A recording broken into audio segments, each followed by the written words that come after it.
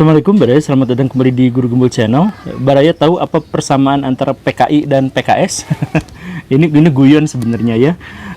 PKS itu adalah partai politik di Indonesia yang pendiri-pendirinya itu terinspirasi oleh gerakan Ikhwanul Muslimin di Mesir.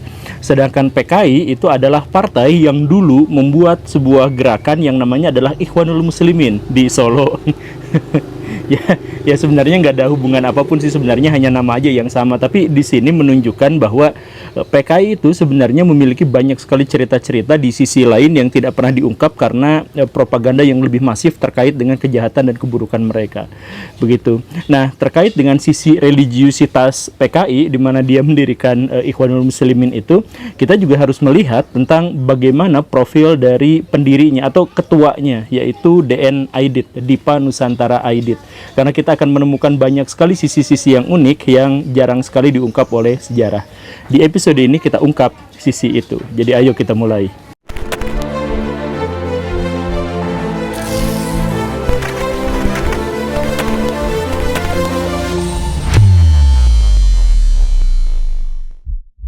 Ahmad Aidit dilahirkan pada tanggal 30 Juli tahun 1923 dari keluarga ulama terpandang di kampung halamannya.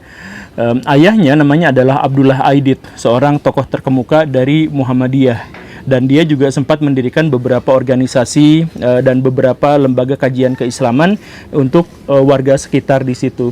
Ahmad Aidit dengan demikian itu mendapatkan tempaan keislaman itu yang cukup pekat sejak kecil, dan karena itu dia fasih berbahasa Arab, dia baik dalam melantunkan Al-Quran dan sebagainya. Dan tentu saja salah satu yang paling terkenal dari Aidit di kampung halamannya itu adalah bahwa dia adalah seorang muazin. Di sisi lain, Aidit itu adalah seorang yang sangat supel. Jadi ini akan menonjol ketika dia sudah sangat dewasa, tapi sejak kecil dia itu sangat supel. Bayangkan bagaimana ceritanya, dia adalah seorang anak pengajian tapi bergabung dengan geng-geng kampung, orang-orang pribumi pada waktu itu. Kemudian dia juga bergaul dengan orang-orang Tionghoa yang pada waktu itu sebenarnya pemisahannya, segregasinya itu dengan masyarakat pribumi itu cukup kuat di Sumatera. Dan kemudian dia bahkan juga bergaul dengan anak-anak pembesar dari Belanda.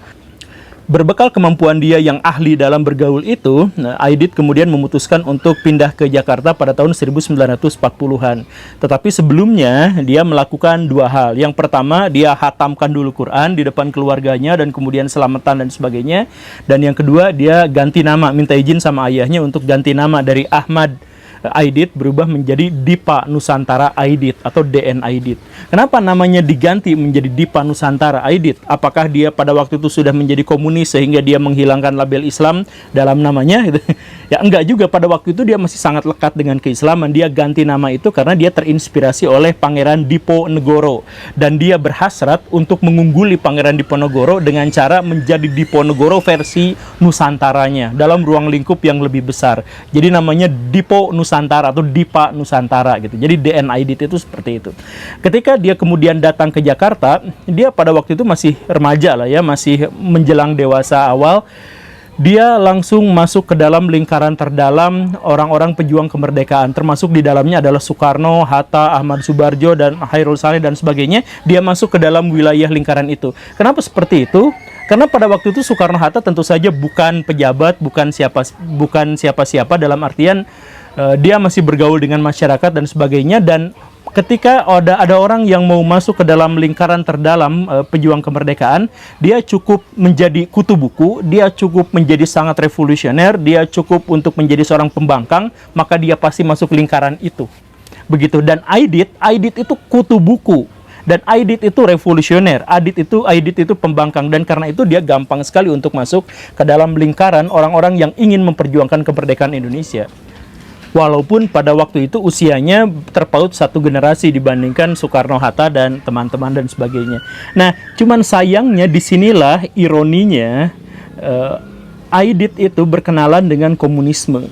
Jadi Baraya begini ya, di era kemerdekaan itu orang-orang yang berjuang untuk memperjuangkan kemerdekaan Indonesia banyak diantaranya itu adalah orang-orang kiri. Soekarno itu orang kiri, makanya dia kelak nanti mendirikan Marhainisme. Hatta itu orang kiri, makanya kemudian dia mendirikan ekonomi kooperasi yang sebenarnya adalah ekonomi kerjasama yang dekat-dekat dengan sosialisme. Jadi Syahrir, Amir itu semuanya adalah orang kiri. Jadi model perjuangan kemerdekaan di Indonesia pada waktu itu kan adalah anti kolonialisme, anti kapitalisme, anti feodalisme, dan karena itu mereka semua biasanya terangkum dalam kelompok orang-orang kiri. Dan karena itu maka Aidit juga sebenarnya sejak saat itu ketika dia dibimbing dan menjadi anak emas dari Hatta, dia sudah mendapatkan asupan dari buku-buku orang-orang kiri. Cuman ini kebablasan dia itu. Jadi ketika Soekarno, Hatta cukup sekedar sosialisme, dan sosialisme itu tidak benar-benar masuk ke dalam hatinya, tetapi kemudian dia gunakan untuk perjuangan kemerdekaan Indonesia. Nah, Aidit pada waktu itu masuk terlalu dalam, bahkan melampaui sosialisme, dia masuk komunisme. Kenapa seperti itu? Ada 4 alasan. Pertama, karena Aidit gabung sama PKI yang pada waktu itu sebenarnya namanya masih mencela-mencela gitu ya. Kemudian Aidit itu diberi tugas oleh PKI itu untuk menerjemahkan buku-buku kiri, buku-buku Karl Marx, buku-buku Engels gitu ya. Sehingga kan kalau orang yang menerjemahkan itu adalah orang yang harus benar-benar paham tentang ide-ide yang ada di dalam buku itu, dan karena itu mungkin Aidit pada waktu itu segera terrasuki oleh pikiran-pikiran komunisme begitu. Kemudian alasan yang ketiga adalah pada waktu itu seperti yang saya jelaskan sebelumnya, di masa revolusi orang-orang yang berjuang untuk menyampaikan kemerdekaan Indonesia hampir pasti membaca buku-buku kiri. Itu hampir pasti karena ide-ide revolusioner itu memang dari mereka. Kemudian yang keempat itu karena pada dasarnya Aidit sendiri memang seorang pembangkang, seorang pemberontak. Nanti kita misalkan bisa ketahui betapa garangnya dia, betapa belak-belakannya dia ketika dia melawan Belanda dan melawan Jepang.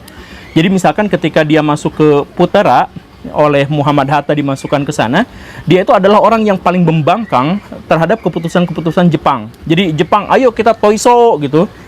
Aidit adalah orang yang paling berani, saya nggak mau toiso gitu, terhadap pejabat-pejabat Jepang itu. Dan dia menang debat. Pada waktu itu luar biasanya gitu. Nah, dengan 4 alasan itulah maka Aidit itu pada akhirnya menjadi seorang komunis dan kemudian bertentangan dengan baik Soekarno maupun Hatta. Terlebih dengan Hatta yang menyatakan kekecewaannya karena semula dia punya anak emas yang namanya Aidit, kemudian anak emas yang dimaksud itu menyeberang jalan ke arah yang berbeda ideologi dengan Muhammad Hatta. Nah, di sini ada hal yang harus digarisbawahi bahwa menjadi PKI itu tidak berarti dia menjadi ateis. Aidit itu seumur hidupnya tidak pernah menjadi ateis. Bahkan dia beberapa kali membela agama. Maksudnya dalam artian dia pernah misalkan mengatakan kalau agama dijadikan alat untuk menghancurkan feodalisme, untuk menghancurkan kapitalisme, untuk menghancurkan neokolonialisme dan imperialisme dan bla bla bla bla bla, maka cuma orang gila yang mengatakan bahwa agama itu adalah candu bagi masyarakat. Begitu. Jadi yang menunjukkan bahwa pada waktu itu Aidit itu memang sangat taat beragama, atau setidaknya secara pribadi dia masih beragama. Atau dia juga pernah melakukan atau berpidato dengan cara yang sangat kontroversial. Dia mengatakan bahwa PKI itu halal, Masyumi itu haram. Nabi Muhammad itu bukan hanya tokoh untuk satu kelompok masyarakat tertentu saja, bukan hanya untuk Masyumi. Dalam artian pada waktu itu PKI juga masih mengakui Nabi Muhammad. Seperti itu. Cuman pidatonya itu kan yang mengatakan bahwa Masyumi itu haram, itu membuat dia langsung dimarah-marahin bla bla bla dan sebagainya, sampai dia akhirnya melakukan klarifikasi. Saya mohon maaf kalau ada yang tersinggung, tapi saya cuma mau mengatakan bahwa PKI itu sama sekali tidak anti agama. Nah, penegasan-penegasan seperti inilah yang menunjukkan bahwa sebenarnya Aidit itu sama sekali tidak meninggalkan agamanya, dan PKI tidak sama dengan ateisme dan lain sebagainya. Lah, lalu kenapa dia itu seringkali diceritakan sebagai orang-orang yang membantai ulama, membantai kiai dan lain sebagainya? Nah, ceritanya itu seperti ini, Baraya. Jadi Aidit itu kan seorang revolusioner, tapi revolusioner yang dimaksud itu mirip ke Soekarno, dalam artian dia rela untuk melabrak etika, rela untuk menabrak moral dan lain sebagainya demi untuk mencapai tujuannya. Nah, karena itu maka Aidit itu ketika dia gabung ke dalam PKI, dia menemukan satu fakta yang sangat menyedihkan. Di tahun 1948 PKI melakukan pemberontakan terhadap Indonesia, dan karena itu dia memiliki citra yang sangat buruk di depan para politisi dan di depan rakyat. Aidit masuk pada PKI pada tahun 1950 dan kemudian menjadi ketua pada tahun 1953, dan tahun 1955 diadakan pemilu. Bagaimana caranya PKI yang pada waktu itu memiliki citra yang sangat-sangat buruk itu menjadi kontestan di pemilu tahun 1955. Nah, Aidit di sini melakukan segala bentuk cara, bahkan yang paling tidak bermoral sekalipun, untuk menaikkan popularitas partainya yang pada waktu itu sangat mendesu. Ada 3 cara yang dia lakukan yang menurut saya ini sangat-sangat kontroversial. Yang pertama itu adalah menjilat Soekarno, kemudian yang kedua itu adalah menghembuskan isu-isu Robin Hood, dan yang ketiga adalah menciptakan propaganda-propaganda yang penuh gibah dan fitnah. Coba kita urai satu-satu dari 3 yang tadi itu. Yang pertama itu adalah bahwa dia menjilat Soekarno. Jadi gini Baraya, PKI itu adalah partai yang sebenarnya tidak suka pada Soekarno. Aidit sendiri itu tidak suka sama Soekarno. Kenapa Aidit tidak suka sama Soekarno? Karena Aidit mengira bahwa Soekarno itu terlalu feodal. Ketika Soekarno punya istri banyak, ketika Soekarno hidup lebih mewah dan sebagainya, itu dianggap oleh Aidit sebagai pengkhianatan terhadap ide-ide revolusi. Tetapi walaupun Aidit tidak suka pada Soekarno, Aidit menjilat habis-habisan Soekarno untuk mendapatkan perlindungan partai politiknya agar bisa berkembang lebih baik. Misal, ketika Soekarno mendorong untuk konfrontasi dengan Malaysia, itu partai-partai di Indonesia itu gak ada yang mau, karena pada waktu itu Soekarno telah mengucilkan Indonesia dari percaturan dunia internasional. Tetapi Aidit dengan PKI-nya itu yang mendukung, satu-satunya yang mendukung, bukan hanya mendukung, dia kader-kader PKI bahkan berangkat ke Kalimantan untuk menyerang Malaysia sesuai dengan keinginan Soekarno. Jadi Soekarno pada waktu itu merasa bahwa dirinya itu dibela hanya oleh PKI saja. Kemudian ketika Soekarno bikin Ganevo, kemudian ketika Soekarno bikin Konevo, ketika Soekarno ya bikin yang macam-macam itu, yang sebenarnya pada waktu itu juga turut mempertajam konflik Indonesia dengan dunia internasional, hanya PKI yang ada dalam barisan terdepan untuk mendukung dan membela mati-matian Soekarno. Itu yang pertama. Dan upaya untuk menjilat Soekarno seperti itu dilakukan sejak tahun 1953, walaupun Aidit sendiri benci luar biasa pada Soekarno. Jadi seperti itu, yang menghalalkan segala cara itu yang seperti itu. Kemudian yang kedua itu adalah menghembuskan isu Robin Hood. Jadi maksudnya apa? Jadi Aidit itu selalu menceritakan dan mengkampanyekan kemana-mana bahwa rakyat Indonesia itu miskin, kelaparan. Ketika sekelompok elit orang-orang Indonesia itu kaya dan sangat korup, banyak di antara rakyat Indonesia itu yang mati kelaparan. Dan karena itu PKI berjuang mati-matian untuk kalangan miskin itu. PKI mencitrakan dirinya sebagai satu-satunya partai yang membela orang-orang kecil, wong cilik. Maka apa yang dia lakukan, dan ini sesuatu yang sangat benar-benar kontroversial, yang dia lakukan itu adalah pabrik-pabrik Cina diambil, kemudian dijual, kemudian diserahkan kekayaannya kepada orang-orang miskin. Kiai-kiai punya sawah yang sangat luas, peternakan yang sangat banyak, kemudian diambil, dirampas semuanya, kemudian dibagikan kepada rakyat kecil. Jadi seperti yang sering saya sampaikan Baraya, bahwa kan kalau ulama-ulama zaman sekarang, mubalik-mubalik zaman sekarang itu, mereka datang ke satu tempat karena dipanggil dan dibayar, kan seperti itu. Kalau mereka mendirikan pesantren atau sekolah, santrinya bayar, kan begitu.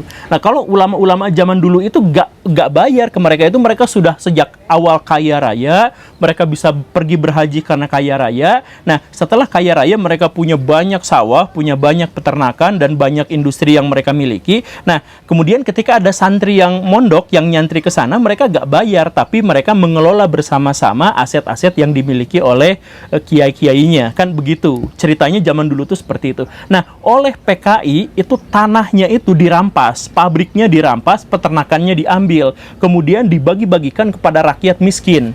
Ini menyebabkan apa? Ada 2 kelompok besar masyarakat yang berbenturan, kelompok agamawan dengan kelompok miskin, dibenturkan sama PKI. PKI sejak saat itu bagi-bagi beras, bagi-bagi pakaian, bagi-bagi wifi gratis, semuanya dibagi-bagikan, tapi bukan dari duit PKI sendiri. Dia ngerampas dari tanah orang lain, dia ngerampas dari pabrik orang-orang kaya.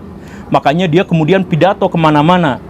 Cuma kami PKI yang berani merampas tanah-tanah orang Cina-Cina itu untuk dibagikan kepada rakyat miskin. Cuman kami yang berani untuk merampas perusahaan-perusahaan Belanda yang asing itu untuk diserahkan kepada orang-orang miskin di Indonesia. Cuman kami yang ketika terjadi bencana besar-besaran, kami yang datang lebih dulu memberikan bantuan sosial. Semuanya kami, orang lain, partai lain tidak bisa melakukan ini. Nah, kampanye-kampanye seperti itu yang dilakukan PKI sehingga apa? Dalam kurun waktu 1953 sampai 1958 PKI tiba-tiba naik pesat dari yang awalnya menjadi salah satu partai paling dibenci di masyarakat Indonesia, berubah menjadi pemenang pemilu keempat. Kan luar biasa. Jadi dia mendapatkan jutaan suara hanya dalam waktu 2 tahun gara-gara dia membagi-bagikan bansos gratis, membagi-bagikan pakaian dan sebagainya. Dan yang ketiga yang dilakukan oleh PKI pada waktu itu untuk bisa menaikkan pamornya adalah dengan menebarkan fitnah, menebarkan kebencian kepada kelompok-kelompok tertentu.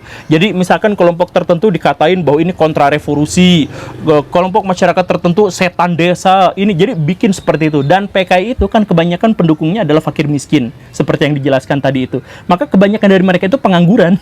Dan karena kebanyakan dari mereka pengangguran, mereka bisa digerakkan kemanapun untuk demo setiap hari. Jadi masyarakat itu melihat PKI itu gerakan yang paling solid, paling kuat, karena kadernya setiap hari demo, mengabarkan bahwa tokoh ini baik, tokoh itu jahat, dan sebagainya. Jadi mereka itu bergerak di lapangan, tapi mereka seperti medsos zaman sekarang gitu. Bener-bener jaringannya kuat merata itu. Nah, dengan cara itulah akhirnya PKI menjadi salah satu partai terbesar di Indonesia. Tahun 55 dia posisi nomor 4, dari sebelumnya dia tidak mendapatkan sama sekali. Makanya kalau pemilu digelar sekali lagi, seandainya pemilu digelar sekali lagi, hampir pasti PKI pada waktu itu yang menang.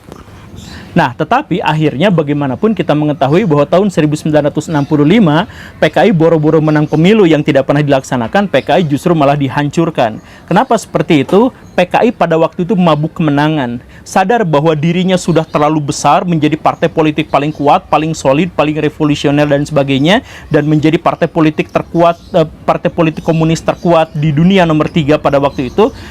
Aidit tiba-tiba saja berbalik arah, kemudian mengarahkan kritikannya itu kepada Soekarno. Jadi yang awalnya menjilat Soekarno, tiba-tiba jadi memusuhi Soekarno pada waktu itu. Dan momentum itu kemudian dimanfaatkan oleh Angkatan Darat yang pesawatnya lewat, dimanfaatkan oleh musuh-musuhnya dan sebagainya, sehingga terjadilah peristiwa G30S dan pembantaian sekitar 1 juta orang yang diduga sebagai PKI. Sejak saat itu PKI kemudian dilumat, dihabisi, namanya dihancurkan, propaganda terkait untuk kejelekan dirinya benar-benar dimasifkan di mana-mana dan sebagainya. Dan sekarang kebanyakan orang-orang Indonesia itu benci PKI luar biasa, dan kebanyakan kebenciannya itu memang didasarkan pada propaganda. Ya, sekali lagi saya jelaskan bahwa PKI itu banyak sekali melakukan tindakan-tindakan yang kotor, yang tidak baik, yang jahat, yang tidak bermoral dan sebagainya.